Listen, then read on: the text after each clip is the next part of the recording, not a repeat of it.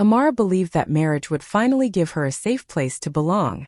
She entered her husband's home with love in her heart and hope in her eyes, ready to build a family and a future. Every day she tried to prove herself as a good wife and daughter-in-law. She woke up early to cook, cleaned every corner of the house, and treated everyone with respect, even when they treated her coldly. But no matter how much she tried, her mother-in-law never smiled at her. Instead, she received only harsh words and piercing stares that made her feel like a stranger in her own home. The most painful moments were when her mother-in-law openly compared her to other women, richer, prettier, or more worthy. Each comparison cut her deeper, leaving scars no one could see. Amara's husband stayed silent, never defending her, and that silence hurt even more than the insults. Nights became heavy with tears that soaked her pillow, yet in the morning she still forced a smile and carried on. She told herself that if she just tried harder, maybe one day her mother-in-law would accept her. But deep down her spirit was slowly breaking, and the love she once dreamed of felt more like a punishment she did not deserve. Do you want me to continue writing too? A friend's daughter chosen 200 words. In the same style and detail so we can start building the full story step by step? One evening, everything Amara feared in her heart came true. She was sitting quietly in the living room when her mother-in-law walked in proudly with a young woman by her side. The girl was Halima, the daughter of her wealthy friend, dressed in shining clothes covered in expensive jewelry, and smiling as if she already belonged there. Halima was introduced as though she was the true bride of the house. Amara froze in her seat, her heart pounding so loudly she could barely hear anything else. Her mother-in-law's words cut through the air like sharp knives, praising Halima's beauty, her family's riches, and her perfect upbringing. Amara sat in silence, her hands trembling in her lap, as her own chair was pulled away for Halima to sit in. That chair, the very spot where she once sat beside her husband, now belonged to someone else. No one looked at her face to see the pain in her eyes. Her husband forced a weak smile, avoiding her gaze, as though ashamed but too cowardly to speak up. Every laugh, every word of praise thrown toward Halima was a stab in Amara's chest. She wanted to scream, to fight for her place, but her voice was trapped by the weight of betrayal. Her mother-in-law began parading Halima around the house, showing her the kitchen, the rooms, even the family photographs, as though preparing her to take over Amara's role. The servants whispered, the neighbors gossiped, and Amara's humiliation spread like fire. She felt invisible, like a shadow fading away while another woman stole her place in broad daylight. Tears stung her eyes, but she blinked them back because she refused to let them fall in front of those who wanted her broken. Still deep inside, her heart shattered into pieces she was not sure she could ever gather again. That night, Amara realized she was not just unwanted, she was being replaced. Do you want me to go ahead and write 3? Betrayal in broad daylight, 350 words. In the same emotional and viral style, Amara kept hoping that her husband would one day speak up for her, that he would defend her when his mother's words became too sharp. But each time her hope died a little more. He sat quietly watching everything, pretending not to notice the insults being thrown at his wife. When his mother mocked Amara for not being good enough, he stayed silent.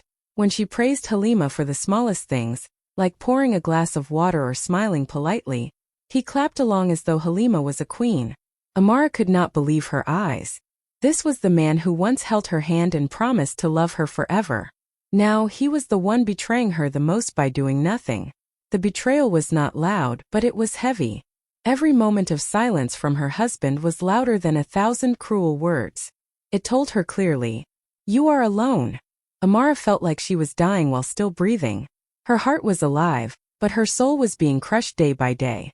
She would sit in the same room as them, yet it was as if she was invisible, like a ghost haunting her own marriage. The worst part was when her husband openly joined in the praise of Halima. He would smile at her, laugh at her jokes, and thank her for things Amara had been doing all along without appreciation. Each laugh felt like a slap across Amara's face. She had given her all, poured out her love and sacrificed so much, only to be treated as though she was nothing. That night, when everyone else was asleep, Amara sat by the window with tears rolling down her cheeks. She looked up at the sky and whispered, "What did I do to deserve this?" The stars gave no answer, but deep down she knew this betrayal was not just her mother-in-law's doing. It was her husband's silence, his weakness, and his disloyalty that cut the deepest. And that was a wound she was not sure would ever heal. Do you want me to continue with forced out of her own home 350 words? In the same emotional viral storytelling style? It didn't take long before the whispers turned into action. One morning, Amara's mother-in-law stood before her with fire in her eyes and no trace of kindness. With cruel words, she told Amara she had no place in the family anymore. Before Amara could even gather her thoughts, the servants were ordered to pack her things. Her clothes, her little treasures, and the gifts she once received from her husband were stuffed carelessly into a small bag, as if they meant nothing. The home she had cleaned, the meals she had cooked, the love she had poured into every corner, all of it was erased in a single moment. Amara stood frozen as the gates were opened, and with one final push of humiliation, she was sent out. The gates slammed shut behind her, the sound echoing in her chest like a broken drum. Just hours before, she was a wife living under that roof. Now she was nothing but a stranger standing outside, clutching a bag that carried her entire life. She wanted to scream, to knock on the gate, to beg her husband to come and stop this cruelty. But deep down she knew he would not come. He had already chosen silence over her, and that silence had spoken louder than any words. The streets were dark, and the night air felt heavier than ever. Amara walked with no direction, her feet trembling, her heart heavy, and her tears blinding her path. Every step she took away from that house felt like walking into emptiness. The memories of her wedding day flashed in her mind, the day she had walked into that same home with hope and love. Now she was leaving it broken, rejected, and alone. She whispered to herself, "So this is what my love was worth?" The world around her was quiet, but her pain was loud inside. With nowhere to go, no hand to hold, and no shoulder to lean on, Amara kept walking into the night, carrying only her pain, her tears, and the shattered pieces of her heart. Do you want me to move on and write 5? The stranger who helped 350 words. In the same day, Amara walked aimlessly through the lonely streets, her small bag dragging against the dust, her eyes swollen from endless tears. She felt like the whole world had turned against her. Every house she passed looked warm and full of life, but she had no door to knock on, no one waiting for her. Exhaustion finally slowed her steps, and she sat by the roadside, her hands covering her face as she cried quietly into the night. She had been thrown away like she was nothing, and the pain felt too heavy to carry. Not far from her, an old market woman returning from a long day noticed Amara sitting there, broken and trembling. Most people would have walked past, pretending not to see, but this woman stopped. She looked closely and saw the deep sorrow in Amara's eyes. With gentle words she asked, "My daughter, why are you out here alone at this hour?" Amara could not speak, but her tears told the story. Without asking too many questions, the woman placed a hand on her shoulder and said, "Come with me, child." She led Amara to her small wooden stall near the market. It wasn't much, just a space filled with baskets, mats, and leftover goods from the day, but to Amara it felt like shelter in the storm. The woman gave her a small plate of roasted maize and a calabash of water. Amara ate slowly, her hands shaking, realizing it was the first act of kindness she had felt in months. The woman then spread a mat on the ground and told her, "Rest here, my daughter. Tomorrow will be brighter than today." That night, Amara lay on that rough mat under the open sky, but her heart felt a little lighter. For the first time since her world had fallen apart, she felt a spark of comfort. A stranger's kindness reminded her that not all hearts are cruel, and that even in the darkest night, God could send a light through unexpected hands. It was a small kindness, but to Amara it meant survival. Shall I continue with 6? Picking up the pieces, 350 words. In the same tone so we can keep. The morning after that long, painful night, Amara woke up on the mat the old woman had given her. Her body ached, but her spirit still whispered, "Don't give up." She thanked the kind woman with tears in her eyes and promised herself she would not remain broken forever. Life had thrown her out, but she was determined to rise again, even if it meant starting from nothing. Not far from the market, Amara found a small tailor's shop owned by a patient old man who often gave apprentices a chance. She begged him for work, her voice trembling as she explained that she had nowhere else to go. The man looked at her hands, noticed the neat stitching on her torn wrapper, and agreed to take her in. That moment was the beginning of her second life. The work was hard, and the pay was little, but Amara gave it her all. From morning till night, She sat behind the sewing machine, her feet pressing the pedal, her hands guiding the cloth with care. Each stitch felt like a prayer, each line of thread like a piece of her broken heart being mended. She made wrappers for market women, school uniforms for children, and sometimes even wedding gowns for young brides. The irony stung her deeply, yet she poured her pain into her sewing. Her sadness gave birth to beauty, and slowly, her reputation in the market grew. Though she smiled at customers, her nights were still filled with tears. She often whispered to herself, "One day they will see I was never worthless." The sound of the machine became her song of survival, the fabric her canvas of healing. With every piece she created, Amara stitched her dignity back together. She was no longer the woman abandoned at the gate. She was becoming a woman who could stand on her own. Her wounds were still fresh, her scars still raw, but her hands were busy shaping a future she could be proud of. Do you want me to continue with 7? A royal carriage stops, 350 words. In the same deep, emotional and viral tone? The sun was high and the market was alive with noise. Women calling out prices, children running between stalls, and men bargaining loudly over goods. Amara balanced a bundle of neatly sewn clothes on her head, weaving through the crowd to deliver them to one of her customers. Sweat rolled down her forehead, but she felt proud. These hands, once trembling with rejection, were now earning her daily bread. As she turned into the main street, a sudden hush swept over the crowd. The ground seemed to tremble, and soon the sound of horse hooves filled the air. A royal carriage, gleaming in gold and deep blue, made its way through the busy street. The guards marched proudly, clearing the path, while people rushed to the sides, bowing and shouting, "Long live Prince Obinna!" Children clapped with excitement, and women ululated in joy. Amara quickly stepped aside, clutching her bundle tightly, her eyes lowered out of respect. She had seen royalty only from a distance before, never so close. The carriage doors were open, and there he was, Prince Obinna, dressed in regal attire, his presence commanding yet calm. His eyes scanned the crowd, acknowledging the cheers. In that brief moment, his gaze landed on Amara. She was not dressed in silk or gold, but in a simple faded wrapper and blouse. Her hair was tied back, and sweat still glistened on her skin. Yet there was something in her, a quiet strength, a dignity that no rejection could erase. Their eyes met for just a heartbeat, but for Amara, it felt like the world had stopped. She quickly looked away, unaware that fate had just drawn a line between her life of pain and a future she could never have imagined.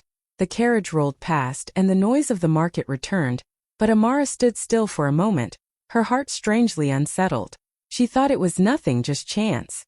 But destiny had already chosen that brief meeting to change everything she thought she knew about her life. Shall I continue with 8? From the moment the royal carriage rolled past, Prince Obinna could not forget the face he had seen in the crowd. It was only for a second, but her eyes had told a story no words could capture. A story of pain, strength, and survival. She was not like the women he usually met in the palace, dressed in gold, dripping in jewelry, or fighting for his attention with sweet words. She was different. Her clothes were plain, her hair tied back, her hands rough from work, yet she carried herself with a quiet dignity that shone brighter than any crown.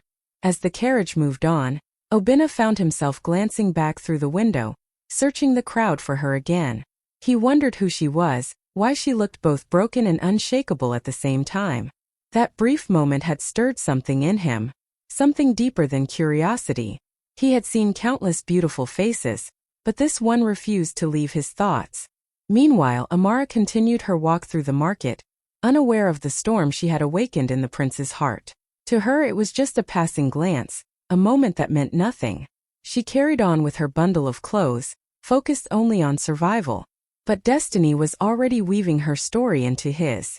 Back in the palace, Obinna could not rest. During the royal dinner, he barely touched his food. The laughter and music around him faded as his mind replayed her image. Who was she? What was her name? He had seen thousands of people cheer for him, but never before had one face cut through the crowd and settled in his soul. That night, while others slept peacefully in the palace, Obinna stood by his window, staring at the stars. He whispered to himself, "She may not be dressed like a queen, but she carries the heart of one." He didn't know it yet, but that single glance had already tied his destiny to Amara's. "Do you want me to continue with 9? An unexpected invitation, 350 words. In the same emotional viral style? Days passed and Amara buried herself in work, trying to forget the chaos of her past and the brief moment her eyes had met the prince's. She thought it was nothing more than chance. But fate had other plans. One hot afternoon, as she sat behind the sewing machine, carefully stitching a wrapper for a market woman, the shop door opened and in stepped a tall royal guard dressed in fine uniform. The entire shop fell silent. Customers froze, the old tailor stood quickly to his feet, and all eyes turned to Amara. The guard's voice was deep and commanding. "The Prince of Easia Kingdom requests to see you." His words echoed in the small shop like thunder. Amara's hands shook so badly that the needle slipped, pricking her finger. She stared at him in disbelief, her heart racing in her chest. "The prince? Me?" She looked around, half expecting the guard to point at someone else, but his eyes remained fixed on her. Confusion washed over her. Why would a man of such high status, a prince adored by many, ask for a woman like her? She was just a tailor, a woman who had been cast out, rejected, and left to start from nothing. She still carried scars no one could see, wounds from a home that had betrayed her. What could a prince possibly want with someone so broken? Whispers spread quickly. The customers exchanged curious glances, and even the old tailor looked at her with wide eyes. Amara wanted to run, to hide, to say no. But something in her heart told her this was not a mistake. With trembling hands, she wiped the sweat from her face, packed away her needle and thread, and quietly followed the guard. As they walked through the crowded market, people stopped and stared. Mothers whispered to their daughters, children pointed, and men shook their heads in disbelief. Amara felt the weight of every eye on her. She kept asking herself, what does fate want from me now? She didn't know it yet, but this invitation was not just a meeting. It was the doorway to a destiny bigger than he. Amara's heart pounded as she stepped into the quiet palace garden where the guard led her. The beauty around her felt unreal. Flowers blooming in every color, fountains singing softly, birds fluttering across the trees. Yet she felt so out of place, standing there in her simple wrapper with calloused hands, while waiting for a prince. When Obinna appeared, she quickly lowered her eyes, unsure how to greet him. But his voice was gentle, not commanding. "Please," he said, "sit. I only wish to talk." At first, silence stretched between them. Amara's fingers fidgeted with the edge of her wrapper, unsure of what to say. Finally, Obinna broke the silence. "I saw you in the market. There was something in your eyes. A story I could not ignore." His words unlocked the floodgates she had kept sealed for too long. With tears slipping down her cheeks, Amara told him everything. She spoke of the love she had given, the rejection she endured, the betrayal of her husband, and the humiliation of being thrown out like she was nothing. Her voice trembled, but she did not hide the pain. She expected him to look at her with pity, to see her as a poor, broken woman. But when she dared to raise her eyes, what she found was admiration. Obinna leaned forward, his expression soft but strong. "You are not weak," he said quietly. "You are a woman of courage. To survive what you have faced and still stand here, that is strength." For the first time in so long, someone truly listened to her. Not to judge, not to compare, not to mock. His words wrapped around her like a warm blanket on a cold night. Amara's tears were no longer just from pain, but from relief. A heavy burden lifted off her chest, and she breathed easier. In that garden, she felt something she had almost forgotten existed. Hope. "Do you want me to continue with 11? Love blossoms in silence, 350 words. In the same emotional and viral style, after that first meeting, Amara thought it would end there. A single conversation with a prince who had shown her kindness. But days later, the royal guard came again, and again after that. Each time, Prince Obinna asked to see her. At first, she was nervous, afraid people would laugh at the thought of a tailor sitting with royalty. Yet the prince treated her with such respect that her fears slowly melted away. They began walking together in the palace gardens, surrounded by flowers that seemed to bloom brighter whenever they laughed. Their conversations flowed like a gentle stream. He told her stories of palace life, the weight of expectations, and how lonely it could feel at the top. She shared her struggles, her dreams, and the lessons pain had taught her. Somewhere between their words and their silences, they discovered something rare: comfort. Amara often caught herself smiling when she was with him, a smile she thought she had lost forever. With every meeting, her broken heart started to stitch itself back together. The wounds left by betrayal still ached, but they no longer controlled her. Instead, they reminded her how far she had come. Obinna never treated her like a woman beneath him. To him she was equal, a friend, a companion, someone whose soul spoke to his. The people in the palace whispered, surprised to see the prince so drawn to a simple tailor. But Obinna paid no attention. He had seen countless women dressed in gold, but none had carried the quiet strength Amara did. She didn't try to impress him. She simply was herself, and that was enough. Slowly, without either of them realizing when it began, their bond turned into something deeper. Their eyes lingered longer, their laughter carried more meaning, and their silences felt like home. In the same garden where Amara once poured out her pain, love had begun to blossom gently, healing her heart and reminding her that sometimes, the most beautiful beginnings rise from the ashes of brokenness. The evening was quiet, the palace garden glowing softly under the silver light of the moon. Amara had grown used to walking there with Obinna, but that night felt different. He was more silent than usual, his eyes holding a weight she could not read. She wondered if something was troubling him, but before she could ask, he gently took her hand. "Amara," he began, his voice calm but steady, "from the first moment I saw you, I knew there was something about you I could not forget.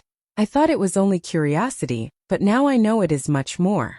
Her heart raced and she lowered her eyes, unsure if she was even worthy of the attention of a prince.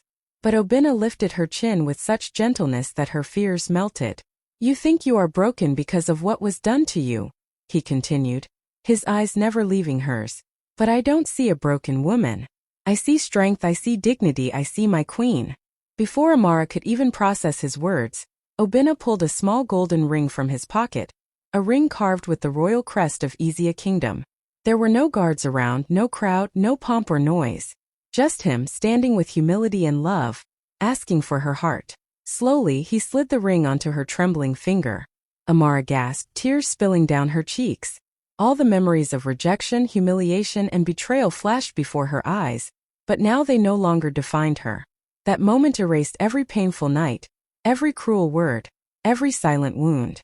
Her sobs broke into laughter as joy overwhelmed her. She fell into his arms, whispering, "Is this really me? Is this truly my life?" Obinna held her tightly, smiling against her hair. "Yes, my queen. From this day forward, no one will ever cast you aside again." Under the moonlight, surrounded by the scent of blooming flowers, Amara's destiny was rewritten. She had been rejected, but now she was chosen. She had been thrown out, but now she was lifted higher than she ever dreamed. "Do you want me to continue with?" The day finally arrived, the wedding that would forever be remembered in the land of Izia. From the break of dawn, the city was alive with celebration. Drummers beat their talking drums so loudly that the sound echoed across the hills, calling people from near and far. Women dressed in the brightest Ankara prints, their heads wrapped in tall, elegant gelis, while men wore flowing agbatas decorated with gold embroidery. Children ran through the streets singing songs of joy. It was not just a wedding, it was history being written. The palace gates were wide open, welcoming thousands. The courtyards were decorated with palm fronds, flowers, and lanterns that sparkled even in daylight. The air was filled with the scent of roasted meat, spices, and sweet palm wine. Every corner of the kingdom seemed to glow, for their beloved Prince Obinna was marrying. But it wasn't just the wedding of a prince. It was the crowning of a woman who had once been cast aside. Amara, dressed in flowing royal attire made of velvet red and gold, looked breathtaking. The same hands that once stitched clothes in a tiny tailor shop now held a royal staff as she walked into the palace hall. Her crown glittered under the light, but her true beauty shone from her heart. The crowd erupted with cheers when she appeared. Many who had once whispered about her downfall now shouted her name in praise. Obinna stood waiting for her, his eyes filled with pride and love. When their hands joined, the hall shook with celebration. The chiefs blessed the union, dancers spun in circles of joy, and the kingdom's elders declared it a day of destiny. As Amara sat beside her prince on the royal throne, her eyes glistened with tears. She remembered the night she was thrown out with nothing but a small bag. Now that same woman sat as a queen, adored and honored.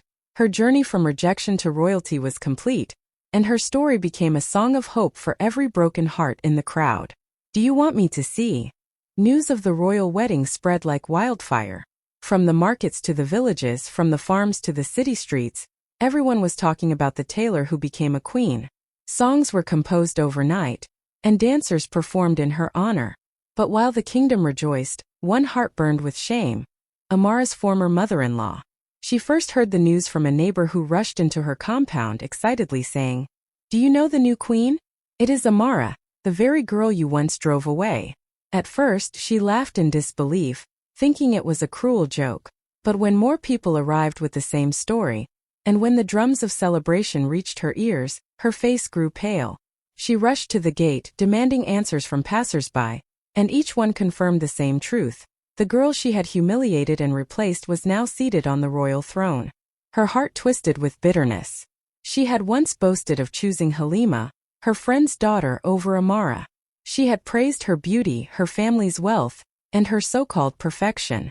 But now Halima was just another woman in the crowd, forgotten, while Amara was celebrated by the entire kingdom. Nothing stung more than that. Neighbors who once admired her began whispering behind her back. Some mocked her pride, saying, "She threw away gold and picked up dust." Others shook their heads, pitying her downfall. For the first time, the woman who had made Amara feel worthless now felt the same knife of humiliation cutting through her own pride. She sat in her room that night, unable to eat, unable to sleep. Every beat of the distant drums from the palace sounded like an insult to her ears. Her own son's silence, her own cruelty, had paved the way for Amara's greatness. She had tried to destroy her, but instead, she had unknowingly pushed her into destiny. The tables had turned completely, and nothing she could do would ever change that. Shall I continue with 15? A throne built on pain and strength, 350 words. Amara stood tall in the grand palace hall, her head lifted high, the soft glow of the chandeliers shining over her royal robes. The same woman who once slept on a rough mat by the roadside was now seated on a throne of gold, a crown resting gently on her head. But her true crown was not made of jewels. It was made of the scars she carried, scars that had once brought her pain but now told the story of her strength. She no longer walked with the weight of rejection on her shoulders. The shame, the betrayal, the tears, they had all shaped her into the queen she was now.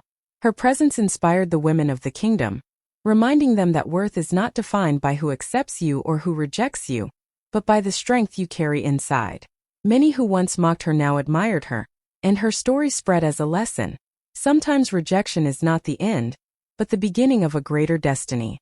As Amara looked across the palace filled with songs and cheers, her heart swelled with gratitude. She had been broken, yet she rose. She had been pushed away, yet she was lifted higher than she ever dreamed. Her journey was proof that pain can build power, and rejection can lead to a throne. And with every breath she took, she vowed to rule with kindness, so no one under her reign would ever feel the cruelty she once endured.